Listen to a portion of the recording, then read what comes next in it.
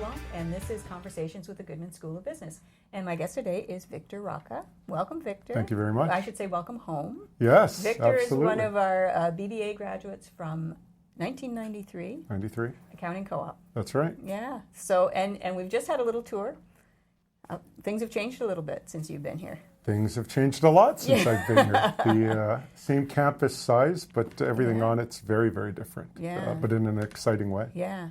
Lots of new buildings, and you were saying I think the last time you were here was 96. Would have been 97, one of my sister's graduations. Yeah. And it took me about halfway through the tour to start seeing parts of the building I was familiar with, which is neat and exciting. Yeah. So, Victor, you are a regional vice president with McDonald's Canada. Right.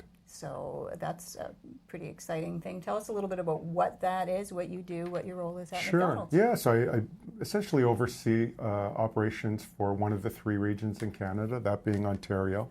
We have about 500 restaurants, almost 100 franchisees, and some corporate restaurants, and I oversee the entire gamut of the business, franchising decisions, marketing decisions, operations certainly of those restaurants, and most particularly the relationship with our franchisees. Right.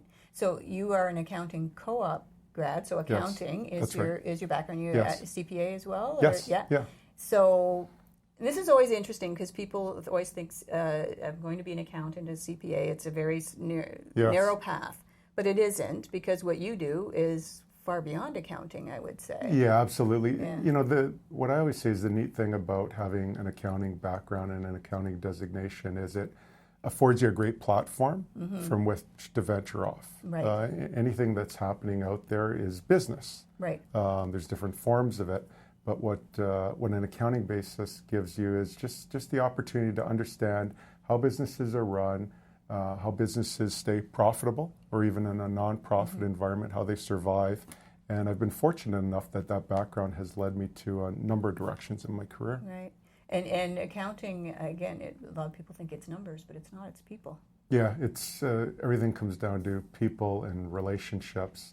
Accounting forms a solid platform from which to venture out, but it's simply the starting point. Right. But being able to understand business and to connect with anyone you're interacting with around a common ground it's the key to being successful in anything that you do, really. Right. Now, in your role at McDonald's, there's been a lot of changes there over recently. Even more coming around. So, can you tell us a little bit about that? About what's happening? No, certainly. There's a lot of exciting things happening at McDonald's, and it's because we pay very close attention to what society, what our guests are looking for, what they enjoy doing, and we look for ways to marry that up with what we're providing. So if you go back to the 2007, 2008, we spent over $1 billion across the country reimaging all of our restaurants and building new restaurants to afford people a certain kind of experience. From there, we put a significant focus on coffee. And Canadians drink more coffee per capita than any other country in the world. And so we leveraged that through our drive-thrus and in our restaurants. And then more recently, we've been excited to share the news that we're providing a transformation of our guest experience. So you'll come into our restaurants and you'll see bakery displays and self-order kiosks that let you customize and personalize all our menu items. You'll see guest experience leaders interacting with people in the restaurants with a bit of a special emphasis around family too. So if you're choosing to spend time in your restaurants, we want to make sure that it's worth your while and it's as comfortable a situation as it can be.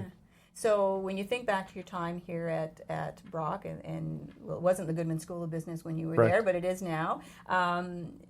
How well did that prepare you for what you're doing now? Yeah, it was significant. It really was. If I think of coming on campus my first semester and then immediately thereafter doing a 4-month work term at an accounting firm in St. Catharines and going back and forth, the quality of the profs here at Brock, that interaction with the business community, getting out and being able to learn and then execute out in the real world was invaluable. And Two of the organizations I've worked for since have been franchise organizations, and it all comes back to many of the learnings I had back here in the early 90s. Right. Now, you're here actually today because you're going to be speaking to some of our students. Right. Our students who are either Goodman Scholarship recipients or members of Beta Gamma Sigma. So I know you're going to be talking to them a little bit about leadership. Yes. And so what kind of leadership lessons would you like to give to students? A few things come to mind. One, if you want to be a leader, you have to be a great listener. And it's active listening. It's listening for understanding. Another message I'd love to convey to everybody is you want to surround yourself with good people. You want to surround yourself with motivated people and people who complement you and your skill sets. Because as you said right at the top, it all comes down to relationships. And to be able to understand how people work, to be able to, I'll say to my teams all the time, put on a few different lenses. What's the guest looking for? What are the suppliers looking for?